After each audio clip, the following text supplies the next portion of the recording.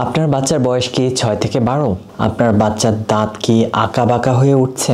আসসালামু আলাইকুম। আমার কাছে অনেক পেশেন্ট তাদের বাচ্চা নিয়ে আসে যারা বলছে যে তাদের বাচ্চার দাঁত পড়ছে উঠছে কিন্তু দাঁত আঁকাবাঁকা হয়ে উঠছে, বা অনেক সময় দেখা যাচ্ছে যে দাঁত পড়ছে না, পিছন দিয়ে দাঁত উঠছে। এ ধরনের নানা সমস্যা নিয়ে তারা আসেন। এসব বাচ্চাদেরকে আমরা সাধারণত বলি মিক্সড ডেন্টিশন, বা দুধ দাঁত এবং পার্মানেন্ট যে দাঁত আছে দুটো দাঁতের একটা কম্বিনেশন তাদের মধ্যে থাকে।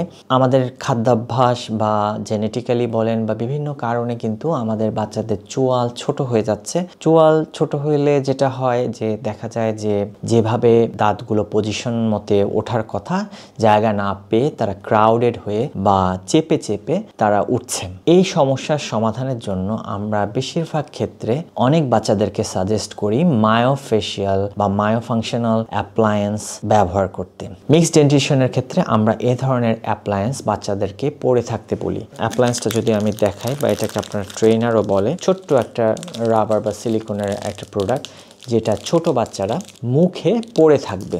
যখন আপনার বাচ্চা কোনো কিছু পড়বে বা টিভি দেখবে বা অন্য কিছু করবে, তখন এটা পড়ে কথা না বলে মুখটা বন্ধ করে রাখবে। প্রথম দিকে এটা 1 ঘন্টা 2 ঘন্টা করে পড়বে। এরপর পড়তে পড়তে একটা পর্যায়ে যেয়ে বাচ্চা সারা রাত ধরে এটা পড়ে ঘুমাবে। এভাবে যদি ঘুমায় কোনো বাচ্চা, তাহলে যেসব উপকার পাবে তার মধ্যে অন্যতম হচ্ছে দাঁতগুলো পজিশন মতে ইরাপশনে আসবে। তার যদি কোনো মুখ দিয়ে শ্বাস নেওয়ার কোনো অভ্যাস থাকে, মাউথ ব্রিদিং যেটাকে আমরা বলি, সেটা কারেকশন হতে পারে। তার যদি কোনো দাঁত উঁচু নিচু থাকে সেটাও কিন্তু কারেকশন হতে পারে। তার যদি আঁকাবাঁকা থাকে সেটাও কিন্তু এই মায়োফাংশনাল ট্রেনার বা মায়োফাংশনাল অ্যাপ্লায়েন্সের মাধ্যমে কমে আসতে পারে।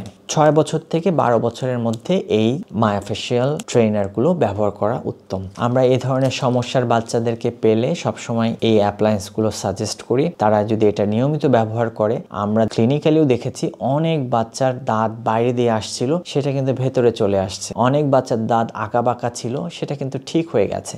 অনেক বাচ্চার দাঁত ঠিক মতো পড়ছিল না, উঠছিল না, সেটাও কিন্তু এই সাধারণ ছোট্ট একটা অ্যাপ্লায়েন্সের মাধ্যমে তাদের সমস্যার সমাধানগুলো করতে পেরেছে। তাই আপনার বাচ্চার যদি মনে হয় এ ধরনের সমস্যা রয়েছে, দাঁত আঁকাবাঁকা উঠছে, সময় মতো পড়ছে না, একটু উঁচু, মুখ দিয়ে শ্বাস নেয়, নাক দিয়ে নিতে পারে না, এরকম নানাবিধ সমস্যা রয়েছে, সেক্ষেত্রে আপনি দ্রুত একজন ডেন্টাল সার্জনের পরামর্শ নেবেন। তিনি আপনার বাচ্চাকে দেখে এ ধরনের অ্যাপ্লায়েন্স সাজেস্ট করতে পারেন। আজকের ভিডিওটা এ পর্যন্তই। দেখা হচ্ছে অন্য কোনো এপিসোডে। সবাই ভালো থাকবেন। Take care and good bye.